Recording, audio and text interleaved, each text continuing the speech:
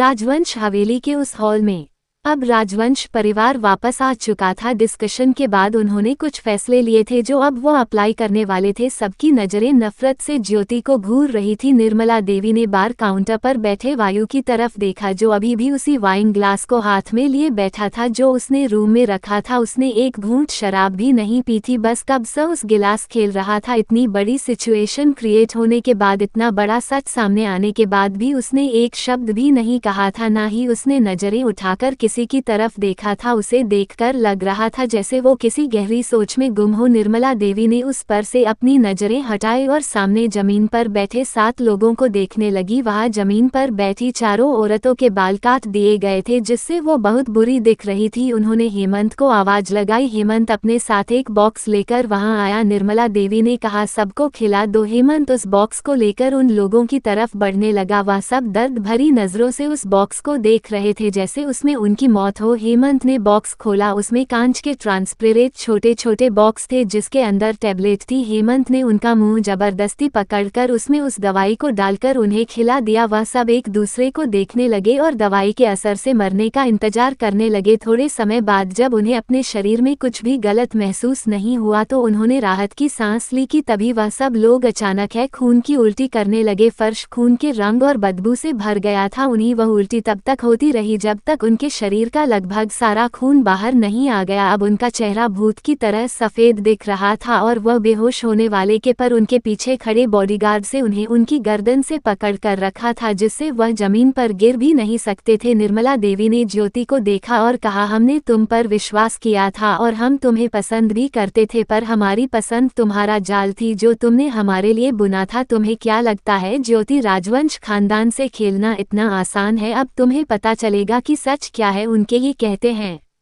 Doctor की team वहां आई और उनके पीछे कुछ मशीनें थीं। उन मशीनों को जबरदस्ती राघव, ज्योति और उनके परिवारों को पहना दिया गया। राजवंश खानदान के सारे लोग सीट पर वहां बैठे थे और उनकी नजरें सामने थी जिनमें कोई भाव नहीं था। सब कुछ सेट हो जाने के बाद निर्मला देवी अपने हाथ में पकड़े रिमोट का एक बटन प्रेस किया जो 7 लोगों में थोड़ी देर पहले जान भी नहीं थी अचानक ही चिल्लाने लगी। वो मशीन उन्हें काफी जोरदार कट दे रही थी जो उनकी पूरी बॉडी में फैल रहा था। एक डॉक्टर मेन सिस्टम में तो चेक कर रहा था। थोड़ी देर बाद डॉक्टर ने कहा, अब रुक जाना चाहिए। निर्मला देवी ने वापस बटन दबाया और शॉक लगना बंद हो गया। सिलसिला काफी देर तक चलता रहा और अब उन लोगों में चिल्लाने की ताकत भी नहीं थी। डॉक्टर ने मशीन से चेक करा और कहा, इससे ज्यादा शॉक नहीं दे सकते वरना यह मर जाएंगे। निर्मला देवी खड़ी हुई और कहने लगी, ठीक है, इन लोगों को मरने मत देना और यह बात कि हमारे साथ गद्दारी करने वालों की क्या सजा मिली, पार्टी में हर इंसान को पता चल जानी चाहिए और साथ ही उन्हें वार्निंग मिल जानी चाहिए कि यह बात बाहर नहीं आनी चाहिए। हेमंत ने कहा, मैम इन सबको। निर्मला देवी मुड़ी और थोड़ी देर पहले दिख रहे एलिगेंट लोगों को उनकी बदसूरत हालत में देखकर कहने लगी, टॉर्चर रूम में भेज दो। वैसे भी इन्हें जो दवाई दी गई है इससे धीरे धीरे इनकी शरीर की स्किन और हड्डियां गल जाएगी और इनकी मौत खुद ब खुद हो जाएगी। गौरव जी और अमन जो साइड में खड़े कब से शुरू से लेकर आखिरी तक के तमाशे को देख रहे थे, इस मूवमेंट पर आकर उनका दिल तेजी से धड़कने लगा था। उन्हें थोड़ी सी राहत इस बात की थी कि ज्योति उनका नाम लेने से पहले ही अपने अंजाम तक पहुंच गई थी, पर वह जानते थे कि अब ये बात आखिरी मुद्दे तक जाकर ही रहेगी, इसीलिए उन्हें हर सबूत मिटाना होगा कि उन्होंने ज्योति की मदद की थी। बाप बेटे ने एक दूसरे की तरफ देखा और वहां से चले गए। वायु जो कब से शांति से बैठा था, उन दोनों को वहां से जाता देख उसकी नजर छोटी हो गई। वो उनके पीछे जाने ही वाला था कि उसे एक जानी पहचानी आवाज सुनाई दी। केविन थोड़ा दूर खड़े होकर किसी को फोन करने की कोशिश कर रहा था। उसने खुद से कहा, ये धीरू फोन क्यों नहीं उठा रही है? मैं कब से फोन लगा रहा हूँ, ये कभी ऐसा नहीं करती। केविन सारे गेस्ट के जाने के बाद वही रह गया था, इसलिए सब कुछ खत्म होने तक उसे बाहर जाने की इजाजत नहीं थी। केविन की बात सुनकर वायु को बेचैनी होने लगी तो उसने अपना फोन निकाला और धैर्या का नंबर डायल कर दिया, पर अभी भी कॉल कोई रिसीव नहीं कर रहा था। वह जानता था कि धैर्या कभी कॉल को लेकर लापरवाह नहीं करती थी, तो तुरंत ही कॉल उठा लेती थी या रिटर्न कॉल कर देती थी। वायु ने लैंडलाइन पर कॉल किया। काफी देर रिंग जाने के बाद जब किसी ने रिसीव नहीं उठाया तो वह कट करने ही वाला था कि दूसरी तरफ से किसी ने फोन उठा लिया। वायु ने कहा, तुम क्या कर रही हो, तुम्हारा फोन कहाँ है? उसने इतना ही कहा था कि उसे दूसरी तरफ से किसी के चिल्लाने की आवाज़ आई। उसकी पकड़ अपने फ़ोन पर कस गई और वह ज़ोर से चिल्लाकर कहने लगा, मुझे बताओ हुआ क्या है, कौन है वहाँ। सारे लोग जो सजा देने में बिजी थे वायु की इतनी गुस्से भरी आवाज़ सुनकर उसकी तरफ देखने लगे। वह शांत इंसान जो कब से स्टैचू की तरह बैठा था, अचानक ही उसमें गुस्से वाले इमोशंस आ गए थे और वो बेचैन दिख रहा था। कृपा जी वायु के पास जाने लगी। इससे पहले कि वो उस तक पहुंचती वायु अपने तेज कदमों से दरवाजे की तरफ चला गया था। करण, सिद्धार्थ, तेजस और केविन उसके पीछे ही थे। निर्मला देवी ने इशारा किया और कुछ गार्ड वायु के साथ जाने लगे। वायु मुड़ा और अपनी खतरनाक नजरों से उन गार्ड को देखकर कहने लगा, हिम्मत है तो मेरे पीछे आओ, मैं भी देखना चाहता हूँ कि कौन मेरा पीछा करेगा। उसकी आवाज इतनी डरावनी और रौबदार थी कि वह सारे गार्ड अपने आप 2 कदम पीछे हो गए। वायु ने अपनी निर्मला देवी से कहा, मैं आपसे कुछ नहीं कहना चाहता, पर मैं आपको एक बात बता देना चाहता हूँ। मेरी जिंदगी मेरी है और अगर आपने उसमें झांकने की कोशिश की तो याद रखिएगा, आपको लगता है आप क्रूर हैं, पर आपने वायु राजवंश की क्रूएल्टी नहीं देखी है जो आपके खानदान को बना भी सकता है। और मीठा भी यह कहते हुए वहां से चला गया। निर्मला देवी ने परेशान होकर दरवाजे की तरफ देखा और हेमंत को कहा, ये सारा कचरा यहाँ से ले जाओ। यह उन्होंने ज्योति राघव और उसके परिवार को कहा था। बाहर वायु अपनी गाड़ी तेजी से आगे बढ़ा रहा था। सिद्धार्थ, तेजस और केविन भी उसके साथ ही बैठे थे और उनकी गाड़ी के पीछे वायु के गार्ड की गाड़ियां थी। वायु के साथ जो गार्ड्स रहते थे वह राजवंश खानदान से रिलेटेड नहीं थे, उन्हें वायु ने खुद चुनकर ट्रेन किया था और वह सिर्फ वायु के लिए वफादार थे। सिद्धार्थ वायु के फोन में विला के सीसीटीवी फुटेज को चेक करने की कोशिश कर रहा था, पर वहां सारे कैमरे ऑफ दिख रहे थे। सिद्धार्थ ने परेशान होकर कहा, आई थिंक कोई बड़ी प्रॉब्लम हुई है। वायु बिना किसी जवाब दिए गाड़ी को तेजी से आगे बढ़ाने लगा। उसका दिल धैर्य की चिंता से भरा हुआ था और अब धीरे धीरे उसकी धड़कनों की रफ्तार भी तेज होती जा रही थी। थोड़ी देर बाद वो घर के सामने रुके। सिद्धार्थ ने देखा कि वहां की सारी लाइट ऑन थी। उसने कहा, लाइट तो सारी ऑन है। सारे लड़के कार से उतरे और तेजी से घर के दरवाजे की तरफ गए जो कि अंदर से लॉक था। वायु ने अपनी जेब से चाबी निकाली और दरवाजा खोलकर अंदर चला गया। जैसे ही वह चारों अंदर एंटर हुए, खून की तेज बदबू उनकी नाक में पहुंचे और अंदर से किसी की चीखने की आवाज आई। वायु तेजी से दौड़कर लिविंग रूम में गया और अगले ही पल उसके कदम अपनी जगह रुक गए। सिद्धार्थ, तेजस, केविन उसके पीछे ही थे और उसे इस तरह रुका देख वह भी वहां खड़े हो गए और सामने देखने लगे। उन तीनों लड़कों की आंखें बड़ी बड़ी हो गई थी। लिविंग रूम के नजारे को देखकर वायु धीमे कदमों से जमीन पर पड़ी लाशों को पार करते हुए आगे जाने लगा। जहां पर एक लड़की लोबर टी शर्ट में बैठी थी, उसके लंबे बाल उसके चेहरे को छुपा रहे थे जिससे उसके एक्सप्रेशंस को समझना मुश्किल था।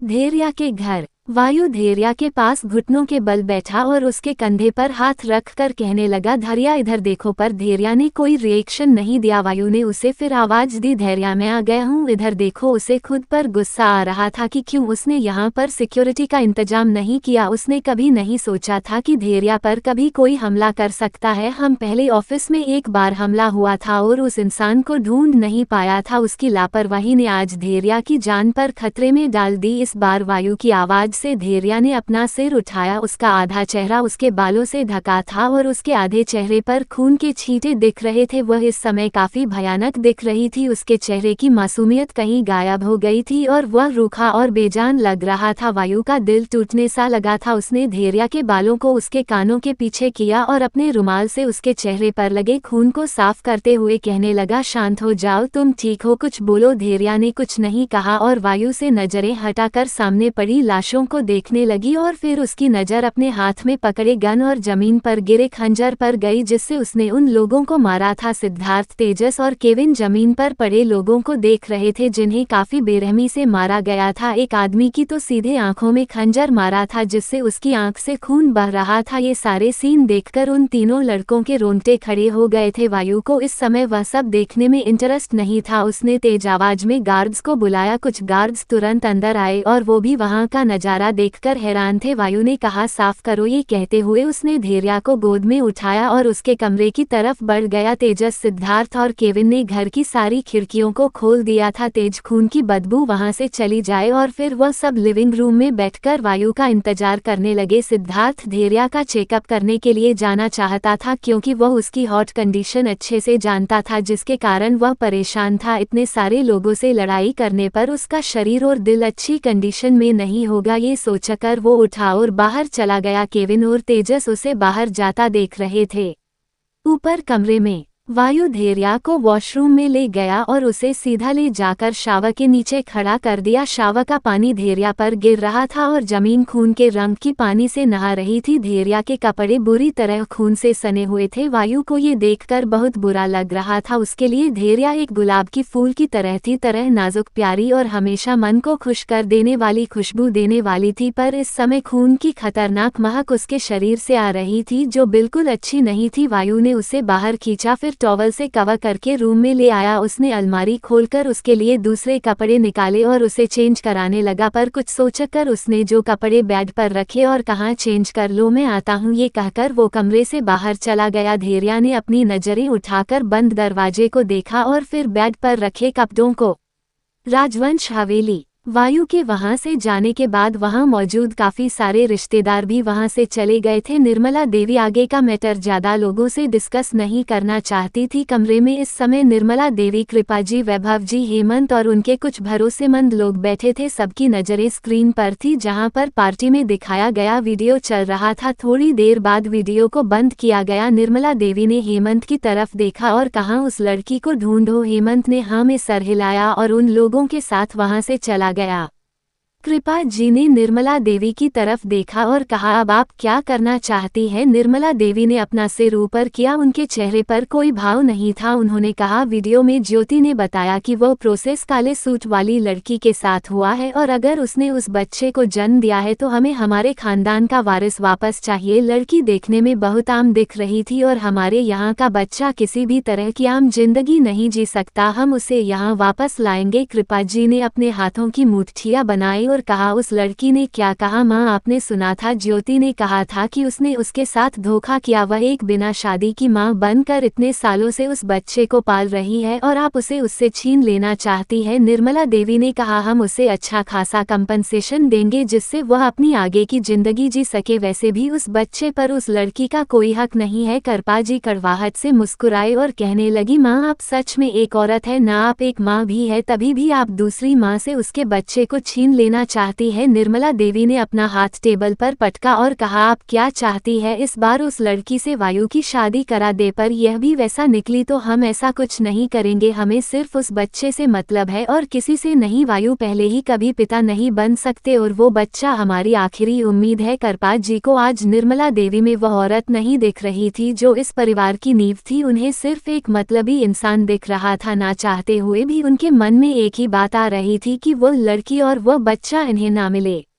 रात के 1 बजे बज रहे थे। रामगढ़ के सारे घरों में उजाला था और कुछ आवाजें आ रही थी। एक घर के अंदर प्रमोद लीला एक वाइट कलर का पाउडर पैकेट में भरकर उसे बॉक्सेस में रख रहे थे। जब उन्होंने वह सारे बॉक्सेस में उन पैकेट को रख दिया तब उनके घर के दरवाजे पर किसी की दस्तक हुई। लीला ने जाकर दरवाजा खोला। बाहर 2 नारंगी कलर की पगड़ी पहने आदमी खड़े थे। उन्होंने कहा, काम हो गया? लीला ने हाँ में सिर हिलाया। आदमी घर के अंदर गए और बॉक्स को उठाकर ले गए। लीला ने दरवाजा बंद करा और शांत बैठे प्रमोद को देखने लगी। फिर वह भी उसके पास जाकर बैठ गई। प्रमोद ने लीला का चेहरा देखा जो थोड़ा परेशान था। उसने कहा, क्या हुआ है? लीला ने कहा, पता नहीं, ऐसा लग रहा है धैर्या किसी परेशानी में है। प्रमोद ने गहरी सांस ली और कहा, तुम उसकी चिंता मत करो। पिछली बार तुमने उसके साथ आए आदमी को देखा था ना? मुझे लगता है वो उसकी रक्षा कर सकता है। लीला ने हाँ में सिर हिलाया और कहा, मैं ऐसा नहीं कह रही कि वो उसकी रक्षा नहीं कर सकता, पर हमने हमारी बेटी को इतना सक्षम बनाया था कि वो खुद की रक्षा खुद कर सके। लेकिन उस हादसे ने उसकी 6 सालों की याददाश्त मिटा दी जिसमें उसने खुद को बचाने और लोगों को मारने के लिए कितनी ज्यादा ट्रेनिंग की थी। प्रमोद उस समय को याद करने लगा। धैर्या सामान लेकर बाजार से आ रही थी और एक ट्रक ने उसे टक्कर मार दी। सिर पर गहरी चोट लगने के कारण उसे वह लोग शहर ले गए थे। जब कुछ दिनों बाद उसे होश आया था तो फिर पुरानी बातें कर रही थी। तब डॉक्टर ने उन्हें बताया था कि उसे शॉर्ट टर्म मेमोरी लॉस हुआ है जिससे उसकी याददाश्त 6 साल पीछे चले गई है। प्रमोद जी ने उदास होकर कहा, हाँ, वो कितनी मेहनत करती थी उन सब के लिए, पर किस्मत ने उसे सब छीन लिया। लीला ने ना सिर हिलाया और कहा, भले ही वह सब कुछ भूल गई थी पर कोई अपनी स्किल्स को नहीं भूल सकता। जब उसके सामने खतरा आएगा तो वह अपने आप खुद को डिफेंड कर लेगी। प्रमोद ने हाँ में सिर हिलाया और फिर खिड़की के बाहर देखने लगा। बाहर बने छोटे छोटे घरों में से काफी सारे नारंगी पगड़ी वाले लोग वैसे ही बॉक्सेस को लेकर जा रहे थे। थोड़ी दूरी पर 2 ट्रक खड़े थे जिसमें वह रखे जा रहे थे। लीला ने प्रमोद के कंधे पर हाथ रखा और कहा, ये कब तक चलेगा? प्रमोद ने कहा, खबर मिली है कि अगले महीने कुछ होने वाला है, हो सकता है हम इस बार इन सब चीजों से बाहर आ जाए। लीला ने गहरी सांस ली और कहा, हम 24 साल से इस मिशन में फंसे हैं। प्रमोद की आंखें गुस्से से जल उठी। उसने कहा, पर इस बार मैं सब खत्म कर ही रहूंगा। ये कहते हुए वह वहां से जा रहे ट्रक को देखने लगा।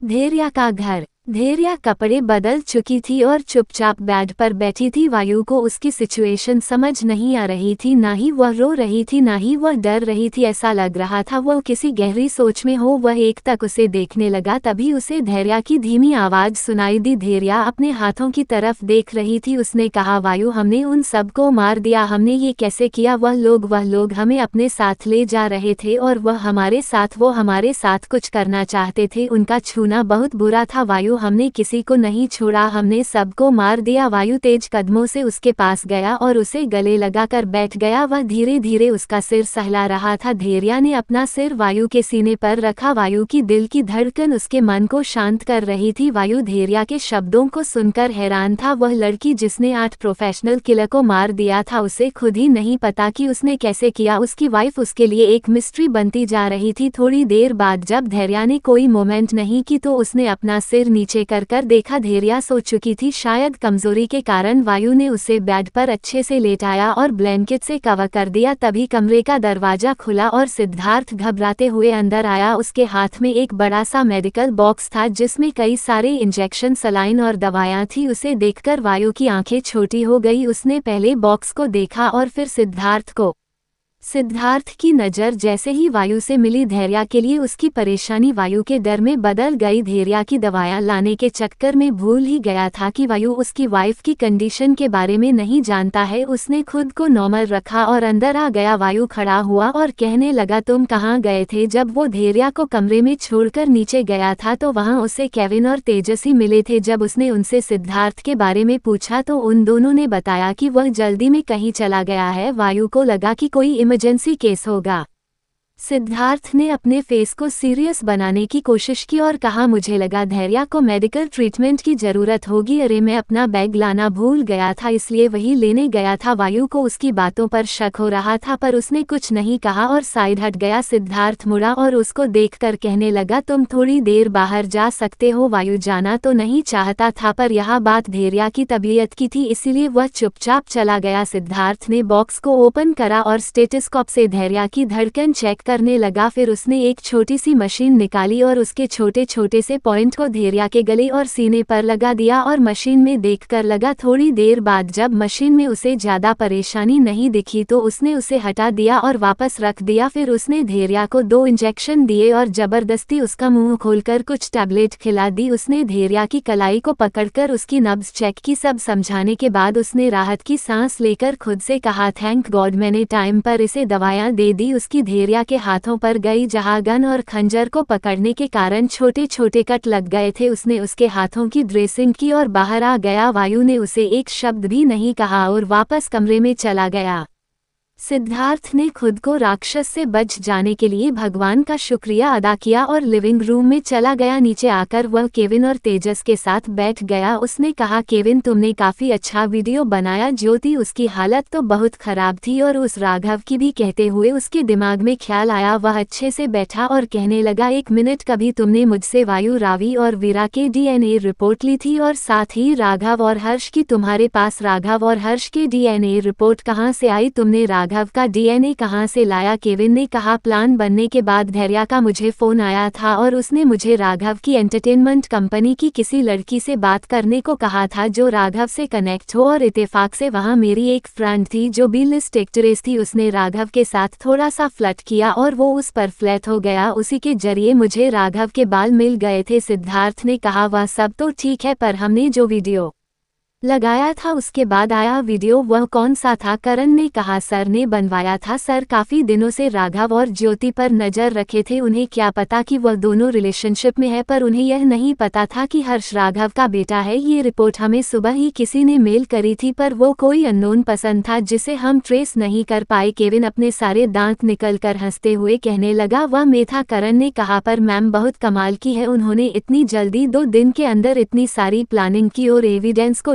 इकट्ठा कर लिया। सिद्धार्थ ने करण के कंधे पर हाथ रखा और कहा, करण मेरी बात सीरियस होकर सुनो, तुम ये बात, यह सारा प्लान और वहाँ दिखाया गया वीडियो धैर्या ने बनाया था, ये वायु को नहीं बता सकते थे और ना ही यह कि उसमें मौजूद लड़की धैर्या थी। करण ने कंफ्यूज होकर सिद्धार्थ को देखा।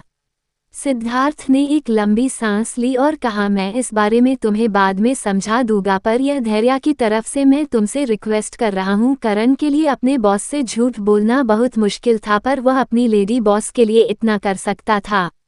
कमरे में धैर्या सो रही थी और कोई सपना देख रही थी। उसने देखा एक 10 साल की लड़की अपने हाथ में गन पकड़कर शूटिंग की प्रैक्टिस कर रही थी। फिर वो लड़की थोड़ी बड़ी हो गई और इस बार उसके हाथ में तलवार थी। फिर वह तस्वीर बदल गई, पर अब इस बार लड़की किसी 26 साल की औरत से फाइटिंग कर रही थी। अगली बार वह पेड़ पर चढ़ने की प्रैक्टिस कर रही थी और उसके बाद अपनी गन से निशाना लगाकर पेड़ पर टंगी बोतल्स को फोड़ रही थी। थोड़ी देर बाद उसे एक 16 साल की लड़की दिखने लगी, जिसके साथ एक 32 साल की औरत और 40 साल का आदमी था। तीनों ही अपने हाथ में गन लिए थे और उनके चेहरे पर मास्क था और कई सारे लोग उन पर हमला कर रहे थे। लड़की औरत और आदमी के साथ मिलकर उन सभी लोगों को मार रही थी। औरत ने कहा, धैर्या फोकस करो, इनमें से एक भी नहीं बचना चाहिए वरना हमारा राज खुल सकता है। धैर्या राइट साइड में जाकर अपने गन से लोगों पर निशाना लगाने लगी। तभी उसकी गन नीचे गिर गई और एक आदमी उसकी तरफ बढ़ने लगा। धैर्या ने जोरदार किक आदमी की छाती पर मारी। भले ही वो 16 साल की थी, पर उसकी फाइटिंग स्किल्स और पावर की 20 साल की लड़की से कम नहीं था। वह आदमी दूर जाकर गिरा। धैर्या ने अपनी कमर से एक खंजर निकाला और उस आदमी के सीने पर मार दिया। थोड़ी देर बाद वह उन सब की लाशों थी और वो 3 लोग साइड में खड़े थे। औरत ने आदमी की तरफ देखा और कहा, प्रमोद इस बार तो हम पकड़े नहीं गए, पर हमें कुछ सोचना होगा। प्रमोद ने कहा, लीला चिंता मत करो, उन लोगों ने गलती से हमारी बातें सुनी थी और अब ये किसी को कुछ बता भी नहीं पाएंगे। धैर्या का चेहरा उस टाइम एक्सप्रेशन लेस था। उसने अपने हाथ में पकड़े खंजर को अपने दुपट्टे से साफ कर उसने वापस कमर में रख लिया। प्रमोद लीला अपनी बेटी को देख रहे थे और उन्हें उसके लिए दुख हो रहा था। लीला ने कहा, प्रमोद क्या हम इसे यहाँ से भेज नहीं सकते? मुझे बिल्कुल अच्छा नहीं लगता जब उसे इन सब में शामिल होना पड़ता है। प्रमोद ने एक आह भरी और कहा, तुम जानती हो हम यहाँ कितनी मुश्किल से यहाँ पहुँचे हैं और यहाँ से बाहर निकलना बहुत मुश्किल है। ये सोचते हुए तीनों चुपचाप से गायब हो गए। थोड़े दिनों बाद बाजार, धैर्या बाजार से कुछ सामान ला रही थी, तभी एक ट्रक ने टक्कर मार दी। जोरदार चीख के साथ धैर्या बेड पर उठकर बैठ गई। धैर्या की आवाज से वायु के उठ गया। उसने देखा धैर्या का पूरा शरीर पसीने से भीगा हुआ था और वह काफी डरी हुई लग रही थी। उन्होंने उसे गले लगाया और उसकी पीठ सहलाते हुए कहने लगा, शांत हो जाओ, बुरा सपना होगा। धैर्या ने जोर से वायु को गले लगाया। उसे ऐसा लग रहा था जैसे वह अभी अभी मरकर जिंदा हुई हो। उस सपने ने उसे बहुत बुरी तरह डरा और उलझा दिया था। उसने खुद से कहा, आखिर वह सब क्या था? माँ बाबा और हम लोगों को क्यों मार रहे थे और हमें कुछ याद क्यों नहीं है? ये सब सोचते हुए उसका सिर दर्द करने लगा था। उसने एक हाथ से अपने सिर को पकड़ा और वायु से अलग हो गई। वायु ने उसे वापस बेड पर लिटाया और उसके सिर को सहलाते हुए कहने लगा, सो जाओ। बुरा सपना था। धैर्या को रात में उसके घर में हुई घटना याद आ गई और उसे अपना वह भयानक रूप याद आया जो बेरहमी से लोगों को मार रहा था, जो आदमी उसको अपने साथ भी कर ले जा रहे थे और कह रहे थे कि वो उसके साथ जबरदस्ती करेंगे। तो ना जाने धैर्या में कैसे इतनी ताकत आ गई कि उसने उस आदमी के हाथ में पकड़े चाकू को उसके सीने में मार दिया और अपनी तरफ बढ़ रहे हर इंसान को चाकू और गन के वार से मौत के घाट उतार दिया। उसने आंखें ऊपर करके वायु को देखा और कहा, हमने लोगों को मारा। वायु ने उसके होठों पर उंगली रखी और उसे अपने गले लगा, कहने लगा, शांत हो जाओ, वह लोग बुरे थे। जान, तुम चिंता क्यों कर रही हो? तुमने कुछ गलत नहीं किया, वह सब सिर्फ सेल्फ डिफेंस था। धैर्या वायु की गर्माहट को महसूस कर रही थी। तभी अचानक से ख्याल आया और उसने कहा, आप यहाँ क्या कर रहे हैं? आपके घर तो पार्टी थी ना? वायु ने कहा, पार्टी खत्म हो गई और कोई भी पार्टी तुमसे ज्यादा जरूरी हो सकती है। ये कहते हुए उसने उसके गालों पर किस किया। धैर्या ने वायु की आंखों में देखते हुए कहा, क्या पार्टी अच्छी रही? वह जानना चाहती थी कि सच जानने के बाद वायु का रिएक्शन कैसा रहा, पर उसे उस इंसान के चेहरे पर कोई बदलते इमोशन नहीं दिखे। ये देखकर उसका मुंह बन गया। उसने खुद से कहा, हमें कभी कभी लगता है कि इन्हें अपनी भावनाओं को दिखाना बिल्कुल नहीं आता, पर जब भी हमारी बात आती है तो ऐसा लगता है इनके अंदर सिर्फ हमारे लिए प्यार का एहसास है। ये सोचते हुए उसके होठों पर हल्की सी मुस्कुराहट आ गई। वायु ने उसकी नोज पर टेप किया और कहा, तुम मेरे बारे में सोच रही हो? धैर्य धैर्या सकपका गई और अपनी नजरें चुराते हुए कहने लगी, हम आपके बारे में सोचेंगे, आप तो यही है। वायु ने शरारती तरीके से मुस्कुराते हुए उसे देखा और कहा, वैसे तुम्हारा कहना गलत भी नहीं है, मैं यही हूँ, तुम यही हो, चलो कुछ एक्साइटेड करते हैं। धैर्या को वायु की बातें समझ नहीं आ रही थी। उसका क्वेश्चन मार्क वाला फेस देखकर वायु ने खुद से कहा, क्या यह इतनी स्टूपिड क्यों है। ये सोचते हुए उसने धैर्या को बेड पर धकेला और उसके ऊपर आ गया। ये सब इतनी जल्दी हुआ कि धैर्या को खुद को संभालने का मौका ही नहीं मिला। वह की बड़ी बड़ी आंखें कर वायु को देख रही थी। वायु उसके बालों में अपनी उंगली चलाते हुए कहने लगा, तो तुमने आज मुझे बहुत परेशान किया, तुम्हें इसका कंपनसेशन देना होगा। ये कहते हुए वह झुककर उसकी गर्दन पर किस करने लगा। धैर्या ने डीप लाइन का टॉप और प्लाजो पहना था। वायु के गर्म होठों की छुअन धैर्या को बेचैन कर रही थी। वह गर्माहट धीरे धीरे उसकी गर्दन से होते हुए उसके सीने तक पहुंच गई थी। वायु ने जैसे ही धैर्या के हाथों को पकड़ा, धैर्या की आह निकल गई। वायु की नज़र तुरंत धैर्या के हाथों पर गई जिस पर बैंडेजेस लगी थी। वो उससे अलग हुआ और उसके दोनों हाथ अपने हाथ में लेकर कहने लगा, ज़्यादा दर्द हो रहा है। तभी धैर्या ने ध्यान से अपने हाथों को देखा जो पूरी तरह पट्टी से ढके थे और कहा, हमें चोट कब लगी। वायु को धैर्या को जवाब देने के लिए कुछ नहीं मिल रहा था। उसने उसका सर अपने सीने पर रखा और अपनी आंखें बंद कर कहने लगा, सो जाओ, इस बारे में सुबह बात करेंगे। अब उसे जानना था कि धैर्या के साथ ऐसा क्या हुआ है जो उसे कुछ बातें याद नहीं है। सुबह जैसी की उम्मीद थी, राजवंश हवेली में हुई पार्टी के बाद का किसी ने कहीं जिक्र नहीं किया था क्योंकि हर इनवाइटेड गेस्ट को अच्छी खासी वार्निंग मिल चुकी थी। पर दो न्यूज़ बहुत बुरी तरह इंटरनेट और न्यूज़ चैनल पर वायरल हो रही थी। पहली, जवेरी एंटरटेनमेंट कंपनी रातों रात हुई बर्बाद, कई सारे एक्टर और एक्ट्रेस इसके स्कैंडल आए बाहर। कंपनी के सीईओ और ओनर राघव जवेरी खुद कई सारे स्कैंडल्स में अपनी ही कंपनी की एक्ट्रेसेस के साथ थे शामिल और कई लड़कियों को ब्लैकमेल कर उनकी जिंदगी के साथ खिलवाड़ किया। राघव जवेरी के पिता आदित्य जवेरी को ड्रग्स सप्लाई करने के मामले में शामिल पाया गया है। पूरे परिवार की तलाश की जा रही है। सूत्रों से पता चला है कि पूरा परिवार रातों रात कहीं गायब हो गया है। जवेरी एंटरटेनमेंट कंपनी के शेयर होल्डर्स और बोर्ड मेंबर्स ने राघव जवेरी के खिलाफ कोर्ट में केस फाइल करने का फैसला किया है। दूसरी न्यूज़, मामूली सी दिखने वाली एक फैमिली जो 7 साल पहले अचानक से हाई क्लास लोगों में शामिल हो गई थी, उनके अपने पास काफी सारे ब्लैक मनी रखने का मामला सामने आया है। परिवार के सभी लोग इस समय फरार है। राजवंश परिवार से जुड़ी ज्योति कौशिक जो कि उसी परिवार की सदस्य थी, वह भी कौशिक परिवार के साथ गायब है। राजवंश परिवार ने रात में ही स्टेटमेंट जारी कर दिया था कि उनका इस मामले से कोई लेना देना नहीं है, बल्कि उनके साथ भी बहुत बड़ा फ्रॉड हुआ है और वह इसके खिलाफ पुलिस में कंप्लेंट दर्ज करेंगे। रातों रात दो परिवार दुनिया से मिट गए और पुलिस इस गायब हो चुके परिवार की तलाश में जुट चुकी थी, पर कोई नहीं जानता था कि उनके साथ असल में क्या हुआ। हाई क्लास फैमिली में हर इंसान इस न्यूज़ के पीछे की सच्चाई को जानता था, पर किसी ने अपना मुंह खोलकर सच बाहर लाने की हिम्मत नहीं की।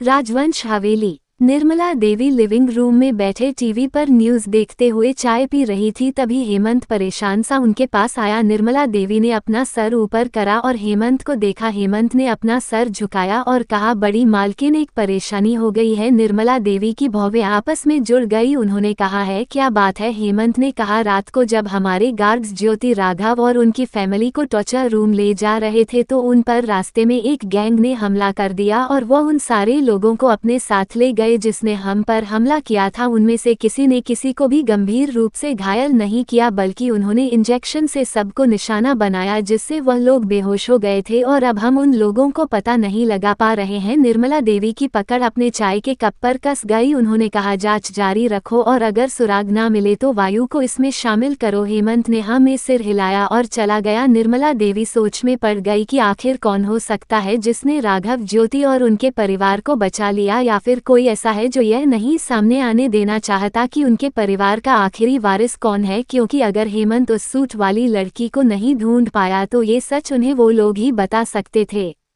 धैर्या के घर। सुबह धैर्या की नींद खुली तो वायु उसके पास नहीं था। उसने आसपास देखा और उठकर बैठ गई। उसका सिर इस समय थोड़ा दर्द कर रहा था। उसने एक हाथ से अपने सिर को पकड़ा और बेड से उतरकर वॉशरूम में चली गई। थोड़ी देर बाद जब वायु कमरे में वापस आया तो उसे धैर्या कहीं नहीं दिखी, इसलिए उसने वॉशरूम की तरफ देखा जहां से कुछ आवाजें आ रही थी। उसने दरवाजे पर दस्तक दी और कहा, तुम अंदर हो? धैर्या ने थोड़ी दबी हुई आवाज में कहा, हम अंदर है। वायु को उसकी आवाज थोड़ी परेशान लग रही थी। उसने कहा, क्या हुआ है, क्या तुम्हें कोई और भी चोट लगी थी? धैर्या ने कुछ नहीं कहा और वह चुप रही। वायु अब परेशान होने लगा था। उसने दरवाजा खोला और वह वॉशरूम के अंदर एंटर हो गया। धैर्या आंखें बड़ी बड़ी करके उसे देख रही थी। उसने एक्सेप्ट नहीं किया था कि वायु डायरेक्ट अंदर आ जाएगा। वायु की नजरें जैसे ही धैर्या पर पड़ी उसका शरीर गर्म होने लगा। इस समय वो प्लाजो और ब्लू कलर की ब्रा पहनकर खड़ी थी। उसका टॉप उसने अलग कर दिया था। वह इस समय इतनी शॉक थी कि वह अपने हाथों से खुद को छुपाना तक भूल गई थी। सिचुएशन काफी ऑकवर्ड हो गई थी। धैर्या ने हकलाते हुए कहा, आप अंदर क्यों आए, प्लीज बाहर चले जाइए। ये कहते हुए वह पीछे मुड़ गई थी। वायु उसकी गोरी बेग देख सकता था। वह अपने कदम बढ़ाकर उसके पीछे खड़ा हो गया। वायु के शरीर से आती गर्माहट धैर्या अपनी पीठ पर महसूस कर सकती थी। उसके शरीर पर गुजबम्बस आने लगे थे। वायु ने अपनी गहरी आवाज में कहा, तुम्हारी आवाज बहुत परेशान सुनाई दे रही थी, इसलिए मुझे आना पड़ा। तुम मुझे बता दो कि क्या बात है और मैं चला जाऊंगा। धैर्या के दिल की धड़कन बुलेट ट्रेन जितनी फास्ट हो चुकी थी। उसने कुछ नहीं कहा और चुपचाप खड़ी रही। वायु झुका और उसके कान के पास फिर से कहने लगा, जब तक तुम नहीं बताओगी मैं नहीं जाने वाला। धैर्या ने एक गहरी सांस ली और कहा, हमारे हाथ इनमें दर्द हो रहा है, हमें शावर लेना था। वायु ने अपना सिर धैर्या के कंधों पर रखा और नजरें झुकाकर धैर्या के उन हाथों को देखने लगा जो उसके सीने को ढक रहे थे। उसने उसे अपनी तरफ घुमाया और उसके दोनों हाथ अपने हाथ में लेकर प्यार से उन पर किस करते हो कहने लगा, बहुत ज्यादा दर्द हो रहा है। धैर्या ऐसा लगा जैसे उसका दिल अचानक से पिघलने लगा। उसने मासूमियत से हाँ में सर हिला दिया। वायु मुस्कुराया और कहने लगा, मैं तुम्हारी हेल्प करता हूँ। धैर्या की आंखें हैरानी से बड़ी हो गई। वो 2 कदम पीछे हटी और कहने लगी, नहीं, हमें आपकी कोई मदद नहीं चाहिए। वायु ने उसे उसके कंधों से पकड़कर अपनी तरफ खींचा और कहा, मुझे बताओ, कोई और तुम्हारी मदद कैसे करेगा? क्या मेरे अलावा कोई है जिसे तुम्हें छूने का, तुम्हें देखने का हक हो, या तुम किसी और को दे सकती हो? धैर्या वायु की बातों में उलझती जा रही थी। उसने कुछ नहीं कहा और सिर झुकाकर खड़ी हो गई। वायु उसे शावर के पास ले गया और हैंड शावर को अपने हाथ में लेकर उससे धैर्या को गिला करने लगा। पानी गर्म होने से बाथरूम भाप से भर गया था और दोनों की परछाई धुंधली सी होती जा रही थी।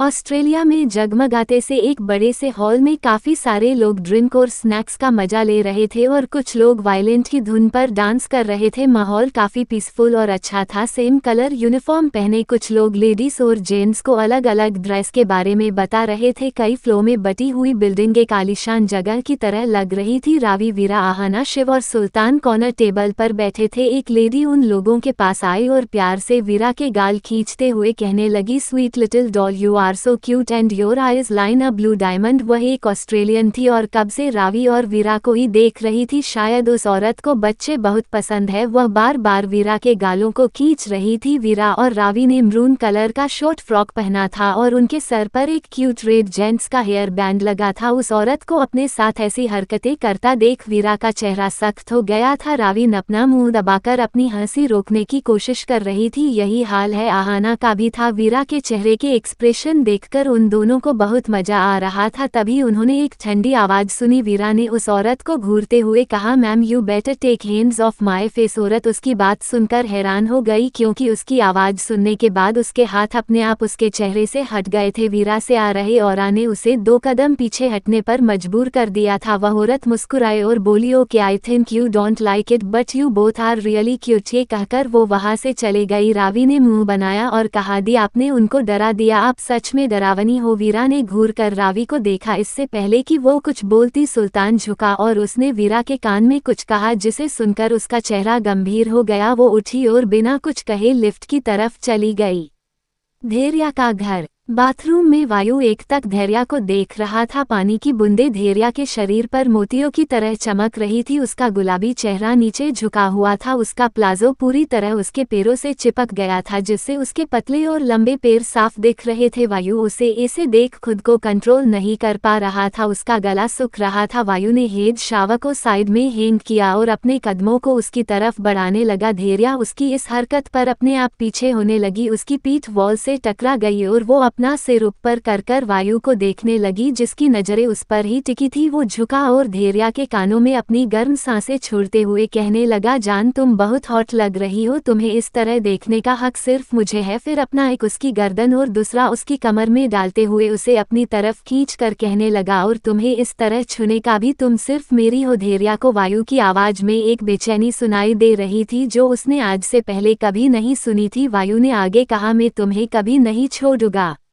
कल ही उसे पता चला था कि हर्ष उसका बेटा नहीं है बल्कि उसका बच्चा किसी और औरत के पास है। उस वीडियो में उस औरत का चेहरा धुंधला था और वो थोड़े नशे में भी था, इसीलिए वो ध्यान से उसे नहीं देख पा रहा था। वो उस बच्चे को ढूंढना चाहता था पर उसे डर था कि अगर धैर्या को पता चला कि उसका एक बच्चा है और वो कभी पिता नहीं बन सकता तो क्या वो उसे छोड़ देगी। वायु झुका और धैर्या को किस करने लगा। वो काफी फोर्स के साथ उसे किस कर रहा था, उसकी पकड़ उस पर कसती जा रही थी। धैर्या को ऐसा लगा कि सांस न मिलने से वायु के शरीर के दबाव से वो मर ही जाएगी। उसने अपने हाथ वायु के कंधों पर रखे और उसे खुद से दूर करने की कोशिश करने लगी। वायु उससे अलग हुआ और पीछे मुड़कर कहने लगा, यह बाथरोब पहन लो। धैर्या ने उसके हाथ में पकड़े बाथरोब को देख रही थी। उसने तेजी से अपने बाकी कपड़े हटाए और उस बाथरोब को पहन लिया। वायु उसे कमरे में लेकर आया और टॉवल से उसके बालों को सुखाने लगा। धैर्या ने वायु का हाथ पकड़ा और उसे अपने साथ बिठाते हुए कहने लगी, आप इतना अजीब बिहेव क्यों कर रहे हैं, क्या कुछ आपको परेशान कर रहा है। वायु ने धैर्या के छोटे से चेहरे को देखा और उसके हाथों को जोर से पकड़कर कहने लगा, अगर मैं तुम्हें ये कहूँ कि मैं कभी तुम्हें एक बेबी नहीं दे सकता, तुम मेरे साथ होने पर कभी माँ नहीं बन पाओगी, तो क्या तुम मुझे छोड़ दोगी, मुझसे नफरत करने लगोगी। धैर्या को कुछ समझ नहीं आया कि वो क्या कहे। उसने वायु का मायूस चेहरा देखा और उसका दिल अंदर ही अंदर टूटते जा रहा था। वो वायु की फीलिंग समझ रही थी। एक आदमी का प्राइड उसकी औलाद होती है। वायु जो कभी पिता नहीं बन सकता था, उसके लिए हर्ष एक उम्मीद था, पर कल वो भी खत्म हो गई। उसने खुद से कहा, वायु ऐसा नहीं है, हम आपको नहीं छोड़गे। हम आपको कैसे छोड़ सकते हैं, आपके कारण हमारे पास हमारी बेटियां, जिनसे जल्द ही हम आपको मिलवाएंगे। उसने अपने छोटे हाथों को उठाया और वायु को गले लगा लिया। धैर्या का ऐसा करना वायु के लिए दिल में एक सुकून की तरह था। उसने अपने बड़े हाथों से उसे अपनी बाहों में समा लिया।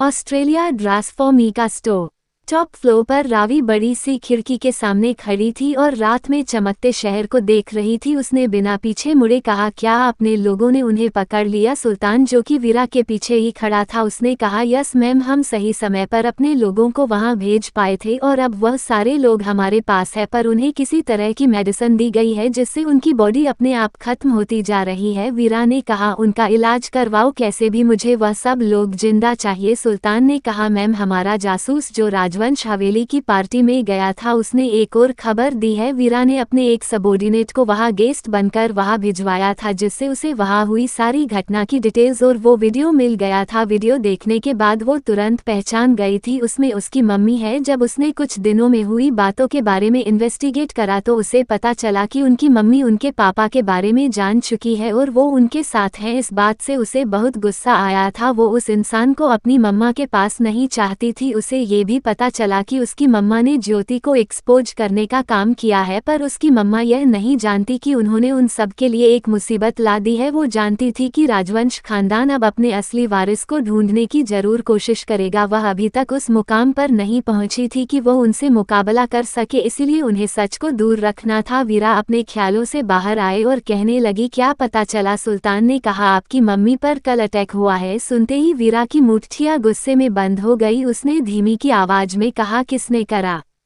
सुल्तान ने अपना सर झुकाया और कहने लगा, मैं, वो ईगल गैंग था, उन्हें राघव ने कॉन्ट्रैक्ट दिया था, बट आपकी मम्मी सेफ है। ये कहने में थोड़ी मुश्किल बात है, पर आपकी मम्मी ने खुद ही उन सब को हरा दिया। जब सुल्तान को ये बात पता चलती तो वह खुद भी हैरान था। उसने कुछ लोगों को धैर्या के घर ये देखने के लिए भेजा था कि वह ठीक है कि नहीं, इससे पहले कि वह लोग उसे बचाने की पहल करते। वह जगह खून और लाशों से भर चुकी थी। वीरा ने कुछ नहीं कहा। वह अपनी मम्मी की एबिलिटी के बारे में जानती थी। बचपन में जब वो बहुत छोटे थे तो कई लोग उसकी मम्मी पर बुरी नज़र रखते थे और कुछ बार गुंडों ने उनके साथ जबरदस्ती करने की भी कोशिश की थी। तब उसने देखा था कि उनकी मम्मी ने उन लोगों का बहुत बुरी हाल किया था। वह नहीं जानती थी कि उसकी मम्मा को फाइटिंग कैसे आती है और वह खुद पर हमला होने पर इतनी क्रूअल क्यों हो जाती है, पर वह इस बात से खुश थी कि उसकी मम्मी खुद को बचा सकती है। वह ठंडी नज़रों से सुल्तान को देखकर कहने लगी, मुझे लगता है ईगल गैंग में बहुत हिम्मत आ गई है, टीम को भेजो, उन्हें पता चलना चाहिए कि उन्होंने किसको नुकसान पहुंचाने की कोशिश की है। सुल्तान ने कहा, मैंने वह काम कर दिया है, शाम तक अंडरग्राउंड वर्ल्ड से ईगल गैंग का नाम हट जाएगा। उस गैंग काफी सारे प्रोफेशनल किलर थे, पर वो एक छोटा ग्रुप था जो गैंगस्टर और किलर्स के बीच इतना मायने नहीं देता था। वीरा ने कुछ नहीं कहा, वह जानती थी कि सुल्तान उसकी बातें बिना कहे समझ जाता है। उसने अपनी नजरें नीचे की और अपनी आंखों में आ रहे भावों को छुपा कर कहने लगी, क्या मम्मा उस इंसान के साथ खुश थी? वो उन्हें नुकसान तो नहीं पहुंचा रहे। वह भी चाहती थी कि उसकी मम्मी के साथ ऐसा इंसान हो जो उन्हें प्रोटेक्ट करे, पर उसकी मम्मी एक अजीब से रिश्ते के कारण उस राजवंश परिवार से जुड़ी थी। सच बाहर आने पर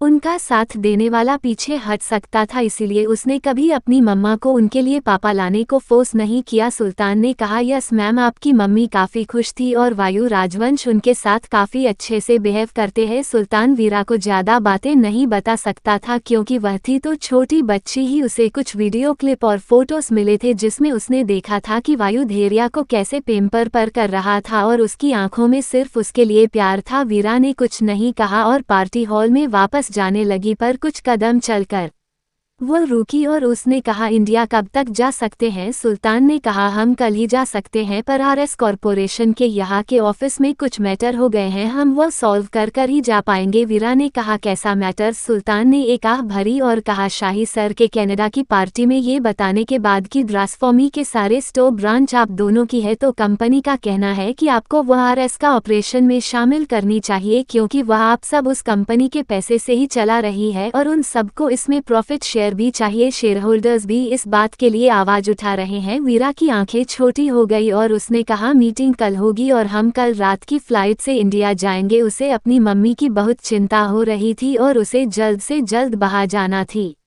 नीचे पार्टी हॉल में रावी इधर उधर घूमते हुए सारी जगह को देख रही थी। उसकी आंखों में एक अजीब सी चमक थी, खुद के किए हुए कामों मिला सेटिस्फेक्शन की चमक उसके चेहरे पर थी। वो आगे जा ही रही थी कि उसकी टक्कर किसी से हो गई और वह लड़खड़ाते हुए पीछे हो गई। उसने अपना छोटा सा चेहरा ऊपर किया और अपने सामने खड़ी लड़की को देखने लगी। लड़की ने शॉर्ट वाइट ब्लू कलर की ड्रेस पहनी थी और वह घूर कर रावी को देख रही थी। उसने कहा, तुम छोटी बच्ची यहाँ क्या कर रही हो? इतने स्टैंडर्ड स्टोर में तुम जैसे लोगों को पता नहीं कैसे आने देते हैं। जाने दो मुझे, मेरी ड्रेस गंदी कर दी। यह कहते हुए वहां से आगे जाने लगी। रावी ने आंखें छोटी कर उसकी पीठ को देखा। वह लड़की उसी के स्टोर में खड़े होकर उसकी बेइज्जती करके चले गई। यह सोचते हुए उसे बहुत गुस्सा आ रहा था। वो उसके पीछे जाने ही वाली थी कि दूर खड़ी आहाना, जो इंसिडेंट को देख चुकी थी, वह जल्दी से उसके पास है। उसे उसके कंधों से पकड़कर कहने लगी, अरे अरे कहाँ जा रही हो? क्या तुम उससे झगड़ा करने वाली हो? रावी ने गुस्से कहा, मैं उसे अभी यहाँ से बाहर निकाल दूंगी। उसे क्या लगता है वह कहाँ खड़ी है? मेरी जगह पर आकर वह मुझे इतना बुरा भला कह कर कैसे जा सकती है? मैं उसे यहाँ से कुछ नहीं लेने दूंगी और उसकी एंट्री हमारे हर स्टोर में बैन करवा दूंगी। आहाना ने परेशान होकर उस छोटे से फिगर को देखा जो गुस्से में आग बबूला हो रहा था और वह से कुछ कहने वाली थी कि उन्हें अपने पीछे से एक शांत और मीठी आवाज सुनाई दी। दोनों ने पीछे मुड़कर देखा। एक बुजुर्ग औरत उनके सामने खड़ी थी। उन्होंने झुककर रावी के बालों को सहलाया और कहा, हम अपनी पोती की तरफ से आपसे माफी मांगते हैं। वह थोड़ी गुस्से वाली है। उसने दूर से अपनी पोती को उस छोटी सी बच्ची पर गुस्सा करते देखा था, पर वह ज्यादा बातें नहीं सुन पाई थी। रावी से कुछ बोला ही नहीं जा रहा था और वह एक तक उनके चेहरे को देख रही थी। आहाना खड़ी हुई और कहने लगी, अरे नहीं नहीं, ऐसी कोई बात नहीं है। उसने कहा, आप इंडिया से है? बुजुर्ग औरत मुस्कुराने लगी, हम पहले इंडिया में रहते थे और आप यहाँ? आहाना ने कहा, हम सेरेमनी में शामिल हुए हैं। रावी अभी भी उनके चेहरे को ही देख रही थी। उसने अपनी छोटी उंगली को ऊपर करा और कहा, आपका नाम क्या है? बुजुर्ग औरत ने मुस्कुराते हुए कहा, हमारा नाम रिदिमा प्रजापति है और वो हमारी पोती थी, उनका नाम स्वीटी प्रजापति है। उन्हें रावी पर बहुत प्यार आ रहा था, पता नहीं क्यों उन्हें उससे एक अजीब से लगाव महसूस हो रहा था। उन्होंने उसके गालों को सहलाया और कहा, तुम बहुत प्यारी बच्ची हो। रावी का भी ऐसा ही हाल था, उन्हें भी उनसे एक अजीब सा अपनापन महसूस हो रहा था। उसने प्यारी सी मुस्कान के साथ उन्हें देखा और कहा, थैंक यू बड़ी दादी। बुजुर्ग औरत एक पल के लिए हैरान हो गई। उन्होंने नम आंखों से उसे देखा और कहा, अगर हमारा बेटा जिंदा होता तो उसकी बेटों के बच्चे भी हमें यही कहते। उन्होंने अपने इमोशंस छुपाए और आहाना और रावी को अच्छे से अलविदा कर वहां से चली गई। आहाना ने कहा, तुम उनका चेहरा क्यों देख रही थी? रावी ने कहा, उनका फेस मम्मा से बहुत मिलता है, ऐसा कैसे हो सकता है? ये सोचते हुए वो आंखें छोटी कर पीछे से उन्हें देख रही थी। शिव तब तक वहां आ चुका था। रावी ने कहा, रहा है, शिव भैया अभी जो यहाँ से गई है, मुझे उनकी फैमिली की सारी इन्फॉर्मेशन चाहिए। उन्हें उनकी मम्मी से हमेशा यही पता चला था कि उनके कोई मदर फादर नहीं है, पर अब उसे एक होप मिल रही थी। उसने सोचा शायद मम्मी उनकी फैमिली से अलग हो गई होगी, मुझे पता करना चाहिए। शिव को ये थोड़ा अजीब लगा पर उसने हाँ में गर्दन हिला दी।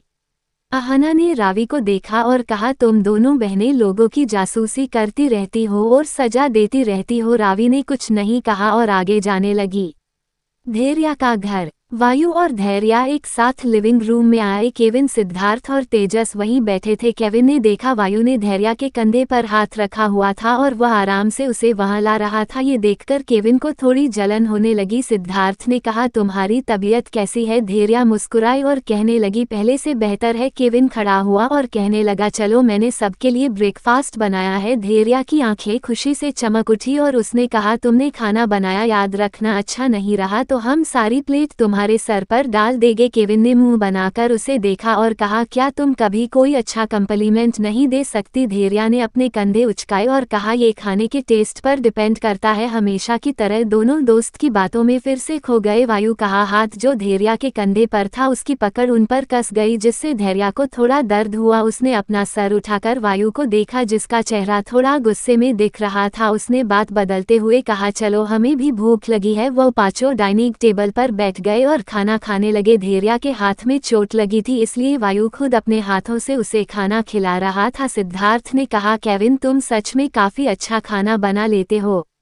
केविन ने धैर्या की प्लेट में सैंडविच रखते हुए कहा, मैंने धीरू के लिए खाना बनाना सीखा था बचपन में। वो कहती थी अगर मैं अच्छे से खाना बनाना सीख गया तो वो मुझसे शादी कर लेगी, क्योंकि उसे खाना बनाना बिल्कुल पसंद नहीं है। उसने इतना ही कहा था कि डाइनिंग हॉल का पूरा माहौल शांत और ठंडा हो गया। तेजस और सिद्धार्थ की नज़र तुरंत वायु के चेहरे पर गई, जो गुस्से से लाल दिख रहा था। वायु ने अपने हाथों की मुट्ठी बनाई और खुद से कहा, तो मिसेज राजवंश की अपने हस्बैंड के लिए ये सारे रिक्वायरमेंट थी। उसने अपनी छोटी कर धैर्या को देखा, जिसका चेहरा सफ़ेद पड़ चुका था, और धैर्या ने जल्दी से कहा, आप हमें ऐसे क्यों देख रहे हैं? हम उस वक्त बच्चे थे। वायु ने उसे खिलाते हुए कहा, तो तुम बचपन में मिस्टर केविन को पसंद करती थी। धैर्या के गले में खाना अटक गया और वह जोर जोर से खांसने लगी। वायु ने उसे जूस पिलाया और उसकी पीठ सहलाने लगा। धैर्या ने घूर कर केविन को देखा, जैसे वह अपनी आंखों से ही उसका मर्डर कर देना चाहती हो। उसने खुद से कहा, इसे क्या जरूरत थी पुरानी बातों को बाहर निकालने की, वह भी हमारे पति के सामने। केविन को ये सब करने में मजा आ रहा था। उसने वापस उसी टॉपिक को छेड़ते हुए कहा, हाँ वो यही कहती थी, और तुम्हें पता है हम तो एक बार मेले में दूल्हा दुल्हन भी बन कर गए थे। गांव में कोई हम दोनों की तारीफ कर रहा था और कह रहा था कि बड़े होकर हम दोनों की जोड़ी बहुत अच्छी लगेगी। धैर्या को ऐसा लग रहा था कि वो गड्ढा खोदकर पहले केविन को उसमें दफन करे और उसके बाद दूसरों गड्ढा खोदकर खुद को उसमें डाल है। वायु ने ठंडी नजरों से केविन को देखा और कहा, अच्छा और क्या था जो तुम लोगों ने साथ में किया है? उसकी आवाज ऐसी थी जिसे सिर पर बर्फ का ठंडा पानी गिर रहा हो। सब उसकी आवाज को सुनकर कांप रहे थे, यहाँ तक कि केविन भी अपने आप बोलना बंद कर चुका था। उसने नजरें उठाकर वायु को देखा और उसके चेहरे के वह भयानक एक्सप्रेशन देखकर उसने आगे कुछ भी कहने की हिम्मत नहीं की। धैर्या ने तिरछी नजरों से उसे देखा और खुद से कहा, हमें समझ नहीं आता इन्हें केविन से इतनी जलन क्यों होती है। फिर उसकी नजर प्लेट में रखे खाने पर गई। उसे बहुत भूख लगी थी। उसने अपने हाथों की तरफ देखा जो पूरी तरह पट्टी से कवर थे और अपने सिर नीचे करके बैठ गई। तभी उसके सामने एक सुंदर पतला सा हाथ आ गया। धैर्या ने सिर उठाकर वायु को देखा, जो बिना किसी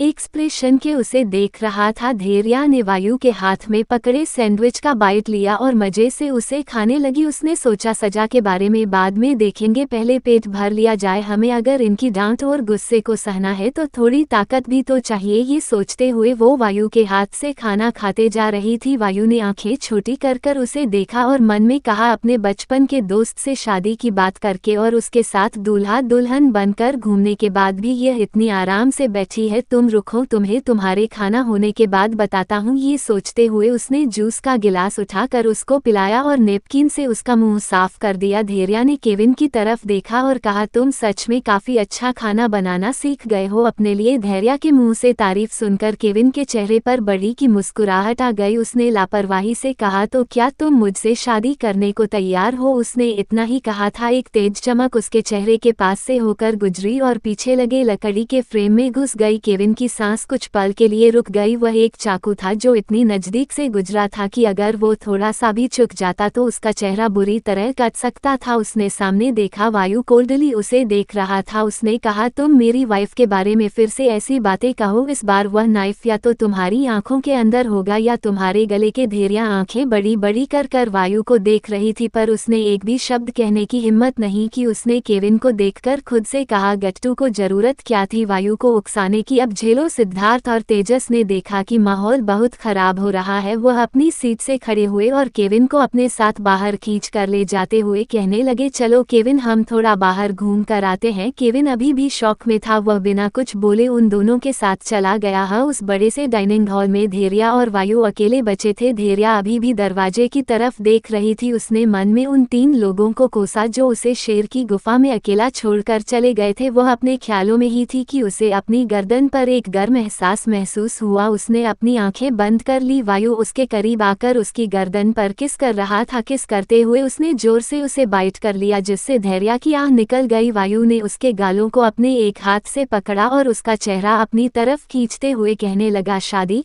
खाना, मेला, तुम दोनों ने काफी कुछ एक्सपीरियंस किया है। मुझे खाना नहीं बनाना आता, तो क्या तुम मुझे छोड़ दोगी। वायु का चेहरा धेरिया के बहुत करीब था और उसकी गर्म सांसें धेरिया के चेहरे से टकरा रही थी, जिससे उसके चेहरे की रंगत लाल पड़ती जा रही थी। वो कुछ कहना चाहती थी, पर वायु ने उसके मुंह को इतनी जोर से पकड़ रहा कहा था कि वो कुछ बोल ही नहीं पा रही थी। वायु ने उसकी आंखों में देखा और कहा, मुझे खाना नहीं बनाना नहीं आता, पर अगर तुमने मुझे छोड़ने के बारे में सोचने की हिम्मत भी की तो मैं तुम्हें खा जाऊंगा। ये कहते हुए उसने अपने होठों को उसके होठों से जोड़ लिया और उसे किस करने लगा। वह उसे किस कम कर रहा था और उसके होठों को बाइट ज्यादा कर रहा था। दर्द से धेरिया ने अपना मुंह खोला। वायु ने तुरंत अपनी टंग उसके मुंह में एंटर कर दी। उस एहसास से धेरिया के खून का बहाव तेज हो गया था। उसे ऐसा लग रहा था जैसे उसके शरीर का सारा खून उसके दिमाग में जमता जा रहा है। वायु उसके पूरे मुंह में अपनी जीभ को घुमाते हुए उससे खेल रहा था। थोड़ी देर पहले खाए हुए खाने का टेस्ट अभी भी धेरिया के मुंह में था, जो वायु के मुंह में घुलता जा रहा था। उसका एक हाथ धेरिया के ब्रेस्ट पर था और दूसरा उसकी कमर पर। एक अजीब सा मीठा दर्द धेरिया अपने पूरे शरीर में महसूस कर सकती थी। वायु जब धेरिया से अलग हुआ तो वह जोर जोर से सांसें ले रही थी। उसके होंठ सूजकर लाल हो चुके थे और उनके कोनों से खून बह रहा था। उसका गुलाब की तरह लाल चेहरे को देखकर वायु पागल सा हो गया था। उसने झुककर उसके गालों पर बाइट किया और कहा, मैं तुम्हें इसी तरह खा जाऊंगा। धेरिया के दिल की धड़कन बहुत ज्यादा तेज चल रही थी। उसे अपने शरीर पर वायु के गर्म हाथों की छुअन का एहसास अभी भी हो रहा था। शर्म से उसने अपना चेहरा दूसरी तरफ कर लिया, क्योंकि वायु का एक हाथ अभी भी उसके सीने पर था। उसने अपने छोटे से हाथ को उसके हाथ पर रखकर दूर करने की कोशिश की। वायु ने उसका चेहरा अपनी तरफ मोड़ा और कहा, तुम उसे शर्मा रही हैं। तुम अभी से इतना शर्मा रही हो तो जब हमारी वेडिंग नाइट होगी और तुम्हारा क्या होगा। ये कहने के बाद उसने धेरिया के चिन को ऊपर करा और कहा, वैसे हमारी वेडिंग नाइट कब होगी। धेरिया जो अभी तो थोड़ा संभल चुकी थी, इस बात को सुनकर वह वहां से भाग जाना चाहती थी। उसने खुद से कहा, वेडिंग नाइट ये क्या होती है, हमें कोई वेडिंग नाइट नहीं मनानी। ये अभी हम इतना परेशान करते हैं, अगर हम इससे आगे बढ़ गए तो ये तो हमें पागल ही कर देंगे। उसने वायु को धक्का दिया और खड़े होते हुए कहने लगी, आपको बिल्कुल शर्म नहीं आती। वायु ने उसे प्यार से देखा और कहा, वो तो तुम्हारा डिपार्टमेंट है, मेरा काम तो धीरे धीरे तुम्हें बेशर्म बनाना है। धेरिया के पास वायु को कहने के लिए कोई शब्द नहीं थे। वो अपने पैर पटकते हुए बाहर चले गई।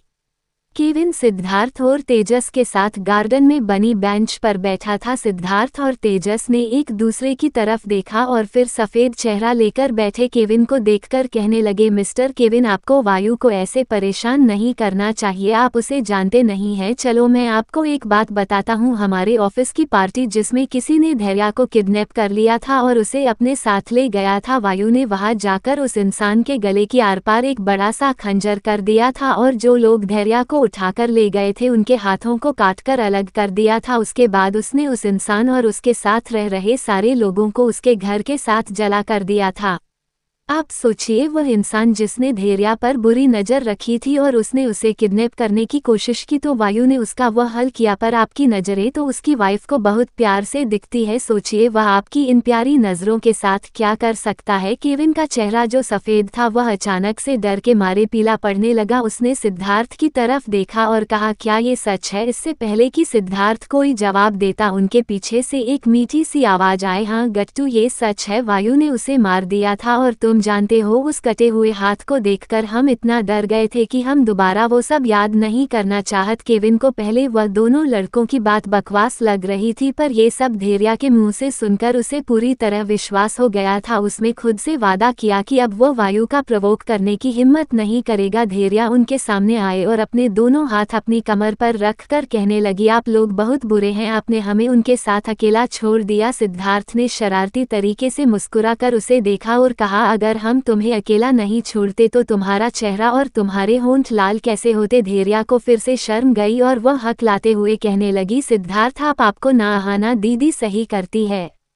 उन्हें आने दीजिए, हम उन्हें कहेंगे कि वो आपको और परेशान करें। आहाना का नाम सुनते ही सिद्धार्थ दिल में एक अजीब सी हलचल होने लगी थी। वो सब बातें कर ही रहे थे कि वायु उनके पास आया। उसने धैर्या की तरफ देखा और कहा, तुम घर पर ही रहना, तुम्हें चोट लगी है? धैर्या ने मुंह बनाकर उसे देखा और कहा, नहीं हम ऑफिस जाएंगे, हम अकेले घर पर रह कर क्या करेंगे? आहाना दी भी घर नहीं है, हम बोर हो जाएंगे। वायु ने कहा, नहीं तुम्हें चोट लगी है, पर धैर्या अपनी जिद पर ही अड़ी थी कि वो ऑफिस जाकर ही रहेगी। वायु ने एक लंबी सांस ली और उसके गालों को सहलाते हुए कहने लगा, जान तुम बहुत जिद्दी होती जा रही हो, पर तुम्हारा जिद्दी होना भी मुझे पसंद है। अब मेरी जान ऑफिस जाना चाहती है तो मैं उसे मना कैसे कर सकता हूँ? ये कहते हुए उसने अपना सिर घुमाकर तेजस को देखा और कहा, इसे साथ ले जाओ और ये तुम्हारी जिम्मेदारी है कि इसे जरा सी भी तकलीफ ना हो। तीनों लड़के जो वायु के प्यार और धैर्या को उसे जान कहने से शौक में थे, अचानक से होश में आए। तेजस ने जल्दी से हाँ में सिर हिलाया और कहा, भाभी चलो हम लेट हो रहा है। धैर्या ने अपने सिर उठाकर वायु को देखा और कहा, तो हम जा रहे हैं। वायु ने उसके माथे पर किस किया और कहा, अपना ध्यान रखना। धैर्या की किसी से आंखें मिलाने की भी हिम्मत नहीं हो रही थी और तेजी से वापस घर में गई और अपना बैग लेकर तेजस की कार में बैठकर वहां से निकल गई। केविन भी वहां से जा चुका था। सिद्धार्थ खड़ा हुआ और कहने लगा, ठीक है मैं भी जाता हूँ, मुझे एक ऑपरेशन करना है। वायु ने उसके कंधे पर हाथ रखा और कहा, तुम मेरे साथ चल रहे हो? ये कहते हुए बिना उसकी बात सुने उसे अपने साथ कार में बैठा कर ले गया। थोड़ी देर बाद पुरानी बिल्डिंग में सिद्धार्थ के चिल्लाने की आवाज आ रही थी और काल की दहाड़ने की भी। वायु सोफे पर बैठा जमीन को देख रहा था जहां सिद्धार्थ पड़ा हुआ था और उसके ऊपर काल बैठा था। काल ने सिद्धार्थ के कपड़ों को अपने पंजे से बुरी तरह फाड़ दिया था और उसके हाथ कभी भी सिद्धार्थ की स्किन को चीर सकता था। काल ने सिद्धार्थ के पैर को अपने मुंह से पकड़ा और उसे घसीटते हुए वायु के सामने ले गया और अपने पंजों पर बैठकर अपनी चमकती हुई आंखों से वायु को देखने लगा। वायु ने उसके सर पर हाथ फेरा और कहा, 2 मिनट रुक जाओ। वायु सिद्धार्थ को देखा। सिद्धार्थ अपनी आंसू भरी आंखों से उसे देख रहा था। वायु उसे जबरदस्ती इस बिल्डिंग में लाया था और उसने काल को भी वहां बुला रखा था बिना किसी चेतावनी के। काल सिद्धार्थ को नीचे गिरा चुका था और उसके कपड़े भी फाड़ चुका था, यहाँ तक कि उसने उसकी गर्दन पर एक छोटा सा कट भी लगा दिया था। सिद्धार्थ ने कहा, तू मुझसे किस बात का बदला ले रहा है? क्या कोई अपने दोस्त के साथ ऐसा करता है? वायु ने आंखें छोटी कर उसे देखा और टेबल पर रखी एक फाइल को सिद्धार्थ के मुंह पर फेंक दिया। सिद्धार्थ ने जैसे ही उस फाइल के पेजेस को देखा उसकी आंखें बड़ी और चेहरा सफेद पड़ गया। उसने डरते हुए अपना सिर उठाया और वायु के चेहरे को देखा। वायु ने कहा, एक्सप्लेन करो। सिद्धार्थ उठ के बैठने की कोशिश करने लगा, पर इससे पहले कि वो उठ के बैठ पाता काल जोर दहाड़ा और उसने अपने दोनों पंजों से उसे धक्का देकर वापस नीचे गिरा दिया। सिद्धार्थ ने कहा, क्या मुझे ऐसे ही सब बताना पड़ेगा? वायु ने बिना किसी भाव के कहा, हाँ। सिद्धार्थ अपनी बढ़ती हुई सांसों से कहने लगा, मैं तुझे कैसे बताता, मुझे लगा तू खुद को संभाल नहीं पाएगा, बस 1 महीने की तो बात है। वायु ने अपना हाथ जोर से टेबल से मारा जिससे वह क्रैक हो गई और कहा, 1 महीने के बाद? और तू मुझे कब बताने वाला था? इतनी बड़ी बात तूने मुझसे छुपाई। मेरा मन कर रहा है मैं तुझे अभी जान से मार डालूं। सिद्धार्थ ने कहा, उसने मुझे बताने से मना करा था, वह नहीं चाहती थी कि तुझे ये सब पता चले। उसने कहा था कि सही समय आने पर वो खुद तुझे बता देगी। वायु ने 2 मिनट के लिए अपनी आंखें बंद कर ली और अपने अंदर बढ़ रहे गुस्से को शांत करने की कोशिश करने लगा। वह खड़ा हुआ और बड़ी सी खिड़की के बाहर देखकर सिगरेट पीने लगा। उसका दिल अजीब से दर्द के साथ धड़क रहा था। उसकी आंखों के सामने धैर्या का मासूम चेहरा घूम रहा था। उसने खुद से कहा, जो तुमने मुझसे वह सब क्यों छुपाया? आगे की कहानी जानने के लिए बने रहिए सिर्फ और सिर्फ एक स्टोरी पॉइंट चैनल पर।